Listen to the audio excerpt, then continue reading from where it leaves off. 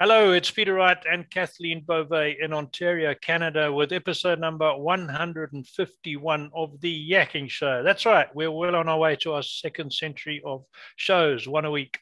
So we want to welcome you to this show, and it's all about opening your mind to new perspectives for the changing world we're living in. And it's certainly changing a lot as we talk right now. Today, we have an interesting guest, as always, but it's not my job to introduce guests because Kathleen does it so much better than I do. So first, let me welcome co-host Kathleen Beauvais from Waterloo, Ontario. Hi, Kathleen. Welcome again. How are you doing? I'm doing great, Peter. Thank you so much. And we thank you all so very much for tuning into our show. We so appreciate you and we love reading your comments. So do please keep those coming. And if anyone out there is interested in becoming a guest on our show, please don't hesitate to reach out to either Peter or myself. And as Peter mentioned, we do have another special guest with us today. Her name is Natalie Gensits, coming to us from Maryland in the United States. Hello, Natalie. How are you? I'm great. Hi, Kathleen and Peter and audience. Hi, nice to meet you here, and thank you for having me. So Natalie, you are a wellness content writer and a copywriting coach who uses the creation of content to help businesses grow. For our audience, can you give us some insight into your background and how you came to establish your own content creation company? Sure. Yes. I have always been in marketing and advertising my entire career. I think I've had a copywriter in my heart since age 17 for some reason. But I went to college, and that's what I've done in various aspects, media buying, all kinds of different areas of marketing, and still writing was at the center of my heart. So the past 9 years, I've been able to focus on the copywriting aspect of it and do freelance work mostly. And then in the past,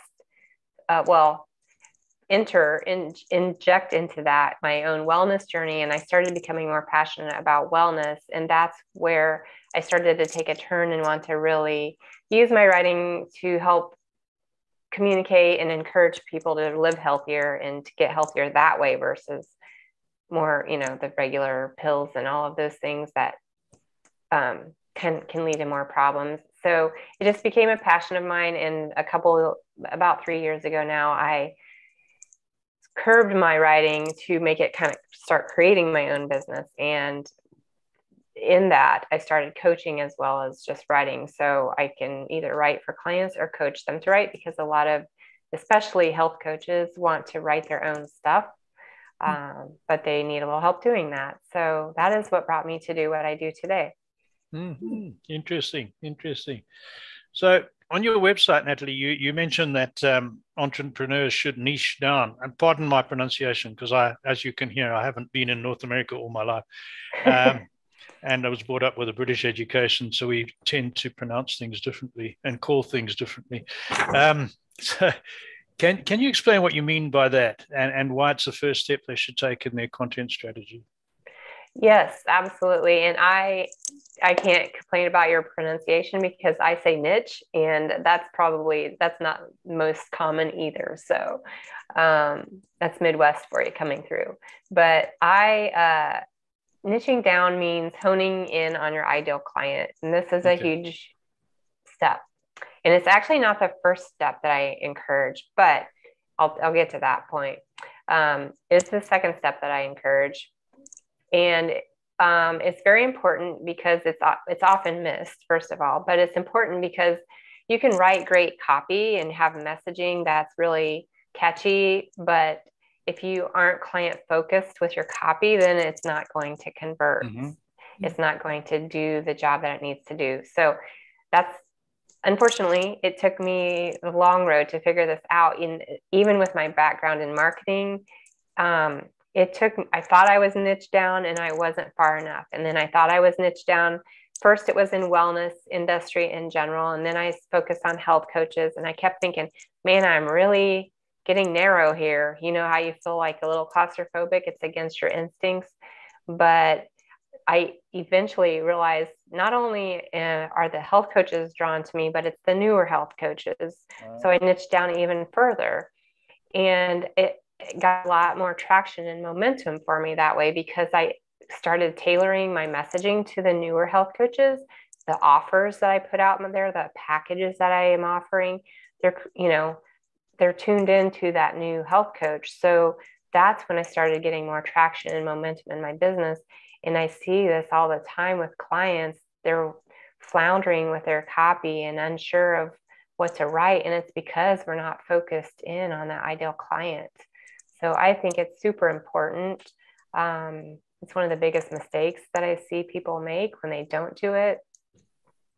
I will say it's the second step that I suggest, because what I actually have my clients do first is work on an elevator pitch.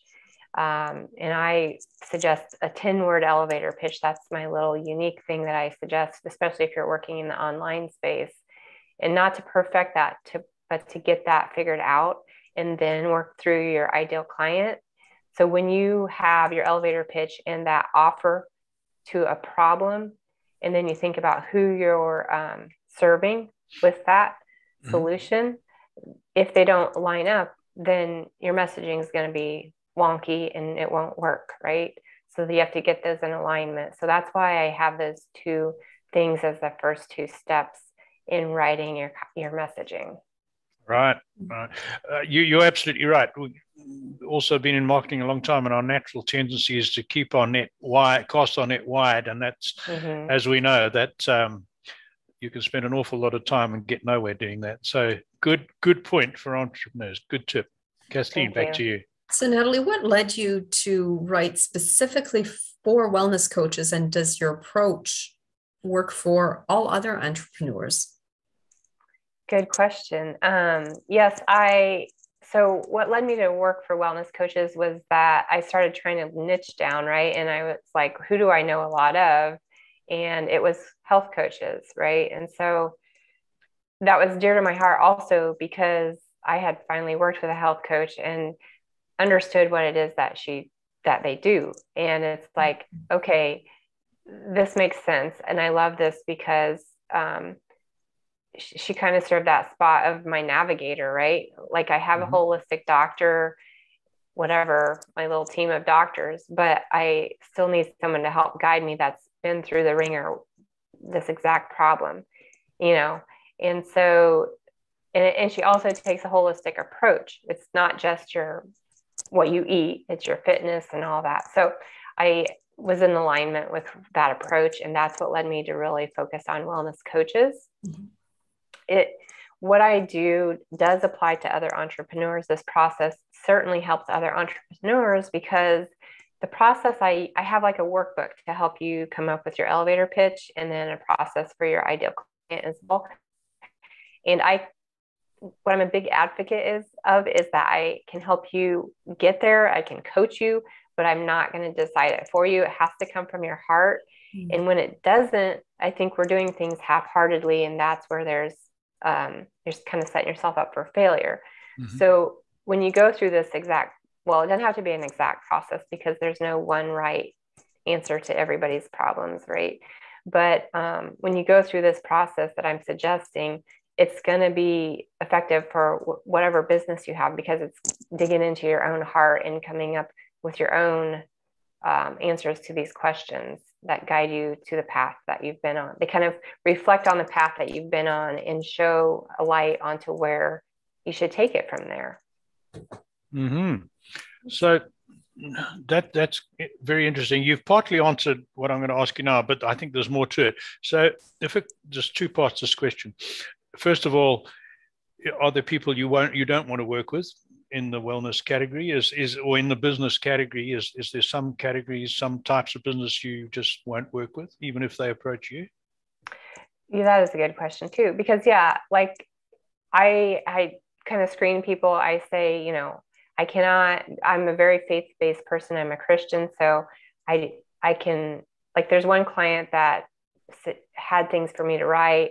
I could write part of it, but I didn't want to write a document that was promoting another God, because I didn't feel like that was in alignment with me. There was a conflict of interest, basically. Like I can do other work for her, but not that particular piece. So, your faith in does not bother me, as far as like, I can be your colleague, your friend, or whatever. I can do some stuff for you, but I don't want to promote that type of material. Or if it's like GMOs, things that I feel like are unhealthy, that's against I wrote a book about healthier eating and was not a fan of GMOs in this book. So for me to turn around and write about that, that's not good integrity for me, right? So those are two areas where I have to put my foot down and say sorry. I'm with you there. You're preaching to complete converted with Kathleen and partially converted as me. So in my defense, I've been an ex-crop farmer, so it's taking time for Kathleen to get me on the straight and narrow. Oh, okay. Nice. Good job, Kathleen. Oh, she's good. The next thing I wanted to ask you, though, was when a client first approaches you, how do you work with them? You've told us about elevator pitch and niching, but what are the sort of questions you ask to get them on the right track? Well, first I want to say, are you more interested in having copy written for you or to be coached to write? And that's the first question to ask. And then I'll have a discovery call and just get to know more about the person's business, what it is you're trying to do, what you've been doing. And I go from there. I kind of customize a lot of offerings because everything is so individualized, right? I mean, I do have some basic packages that if they make sense, I'll say, well, here's an option for you, and we could add on to that or whatever. Or I'll customize a coaching package, whatever makes sense. And if I am the right person, if I'm not, I will certainly let the person know that as well. A lot of what I do is like websites, blog posts, emails, lead magnets. I'm not the social media post writer, but a lot of what I write can certainly be repurposed for that. Sure. So I'll have that conversation if need be. Excellent. So can you share with us some of your favorite copywriting tips? I would love to share some of my favorite copywriting tips. Thank you. The first one is to use you language. This is one of the biggest changers in copy. A lot of websites that I see are talking about, I can do this for you, and I have this much experience, and I've done this, and here's my long story that led me to this.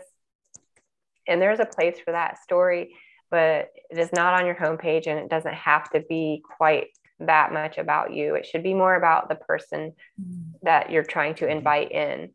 So if you think about, and a lot of stuff is written in third person. So if you can choose you instead of, because if you think about as you read something, if you're talking about reading a website that says, I help women overcome blah, blah, blah, and they will do this and that, you're reading it from the sideline and you're not feeling like part of it. If you're saying, I can help you do this and you do that, and you're going to feel this way, then you feel like you're part of the story already, and you're closer to buying or going down the road with that entrepreneur from reading it in the you language. So that's the first one. The second one is kind of similar. It's talking about benefits and not just features. So yes, people need to know what your program involves, the number of calls, the type of support, the bonuses, and all of those things. But what do each of those things bring? What is the success that those things bring? Your benefits need to be highlighted over the features. And this also helps bring the reader into the story and get the reader engaged so that she's, kind of ready to jump on board because she can sense herself in this position.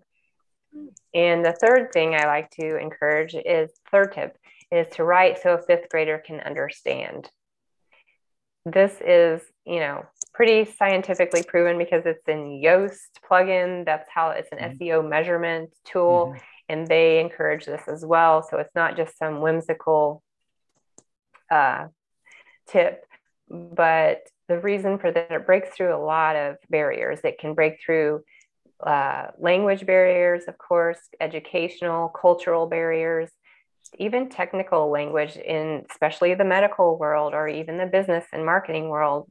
I say things where I'm like, wait a minute, somebody is not going to know what that means necessarily. It's too marketing jargony, right? So it breaks through all of those barriers. And I tell people, if you even choose one of these 3 tips and apply it to your copy, you're going to see a huge difference. Very good. Excellent. Very good. What about short paragraphs? Absolutely. That's the thing. Like, people do not have a long attention span, and they, the experts suggest writing 2 to 3 sentences most, and short sentences. You want to vary it. You don't want all short sentences, but if it's getting on to 2 lines and taking up 2 lines and starting to go on, break it up. Yeah. Break it up. Which, again, that plugin you mentioned, Yoast, is very good because it criticizes me a lot. It says more than 25% of your sentences are too long. You've used the passive voice too many times. So exactly. It's a good measurement. Good. Yeah. You can get... Sorry, carry on. Oh, I was just going to say, you can let it get you a little bit crazy if you take it too seriously, but if you use that measurement and just tweak what you can, it's a great tool. Yeah, I aim to get it in the green. And even if there's still a few criticisms of stuff, if it's in the green, I'm happy with it. What I was going to say was, I've been a great reader all my life. And as you can see from my gray hair, it's been a long life. And but it's only since the advent of spending a lot of time on online and reading blog posts that I've found I just have no tolerance for long paragraphs anymore. If I see a solid block of copy that's half a page, I don't even want to start reading it, and I guess if it affects me, it must affect most people too. Absolutely. And the same with social media posts and emails. Like the trend is for them to be super long. And I'm just like, man, you're losing me here. That's right. That's right. So I was going to ask you about mistakes, but I think you've sort of covered that. Here's one for you that I hadn't thought of until we started talking. And I'm asking this because our last 2 guests have also been in one way or another in the wellness category, right? And just reading, listening to Kathleen, listening to you, and keeping my eyes open, I believe there's a rising trend in people wanting to know more about wellness as opposed to straight dieting. So are people like you getting through to the masses? That's what I'm trying to say. Wellness coaches, people talking about holistic life, you're looking at the whole body instead of just what you eat. Is that trend going that way, do you think? Absolutely. Yes. I mean, I'm involved in some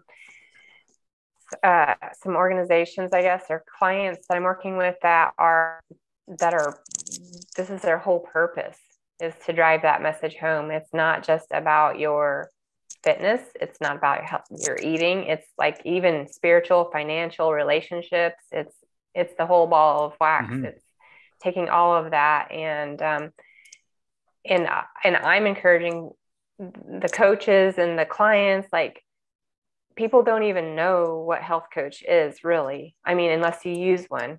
I didn't, and I'm in the wellness area, and I've done all the crazy wellness things. But same with holistic, that can be construed a lot of different ways too. So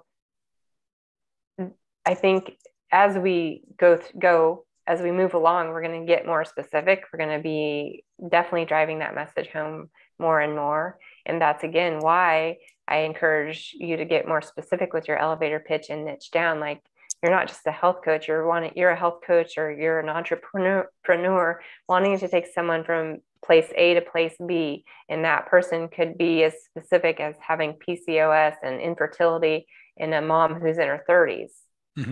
But there's going to be enough need for that one niche that there's no, you don't have to have that whole scarcity mindset of competition coming in and all that. So yeah, I absolutely believe it's going in that direction. Interesting.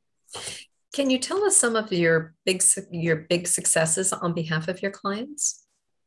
Sure. Yeah. So as far as copywriting, a lot of my clients are coming in and they're, not sure how to put anything into words exactly. They feel like they're too wordy or they're posting and not getting traction. So some of the successes that we've seen are, one client, for instance, has been struggling. She's got this grandiose idea of a program that she wants to put together. And I was able to help her bring that into words and put it into a website. And though that doesn't sound like a big task, It was like, she is very intentional with all of her words. She has this huge heartfelt idea, and for her to be able to pull it together was a huge win for her. Another client has been able to see how she can integrate health coaching, but also like organizing your home and just simplifying life and selling a product, how that can be tied together with your website and an email chain. So while she felt less confident and unsure of how to wrap it all together, now she does. Mm-hmm. And then another example of a coaching session for a blog writing, a client hadn't had much response on her blogs in like a month, and I coached her for half an hour, and she said she got like 7 new followers in the following few days. So excellent. Yeah, it can make a difference when you really pay attention to the words that you're using. Mm-hmm, mm-hmm. So here's a follow-on question from, sorry, Kathleen, can I jump in quick while it's fresh in my mind? Follow-on question from that. Some marketing experts, not myself, but some are writing that the day of the blog is over, and there's no longer any purpose and use having a blog, and it's not going to make you any business. I disagree. What are your thoughts on that? I also disagree, because I think it's going to be like the information about the lead magnet being dead. It's like, it's dead when it's not purposeful and solving a problem. That's when it's going to die. It's not working when you do that. So I think a blog is going to be similar. If you're serving a purpose and solving a problem, you want to be unique too. That's the other thing. Besides following the copywriting tips, you kind of want to one up what's already out there. And that doesn't have to be a huge difference. It just has to be a unique twist. And a lot of that uniqueness is based on your ideal client. So yeah, I don't think that's going anywhere. There's too much information out there. There are a lot of blogs that you can tell were just kind of the same article reused, Yep. Yeah. So you want to avoid being in that pool of blogs. What are your thoughts on frequency of putting out blog posts, Natalie? You're gonna bust me here, Peter. Ideally, I would say it would be ideal to do once a week, but I mean, let's be honest, I haven't been keeping my own blog up that well. So once a month at least, at the very least, but if you could do a weekly one, that would be ideal. Yeah, no, I agree. I used to, for about 5 years, I did one a week, sometimes 2 a week on one of my blogs. And then I'm struggling now to keep it up to one a month because of doing this and too much on the go. So yeah, it's hard, but I agree. You've got to be consistent though. Right. So here's, Kathleen, have you got another one for Natalie? No, I was just going to say that I think you're absolutely right. I don't think blog posting will go away anytime soon, only because it's a fantastic way for people to showcase what they can do, what the knowledge that they have, that they showcase themselves as being an expert in their area. There's a lot of value to putting out content on someone's website and posting it out. So I agree. I agree with you. Yeah, and I think another thing that keeps them going in many ways, it's the digital or electronic version of some of the magazines we used to buy, which are either gone out of print or we don't bother to buy anymore, right? So instead of waiting for, I used to get Newsweek, for instance, and there was a couple of writers in there that I always followed. Now I can just go direct to those writers and to their blog and just want to read from there. Yeah. So I think they're going to keep going. What I wanted to ask you, because you've had a lot of business experience, you work with lots of clients, and you've been in the marketing and advertising game, so you've seen a lot.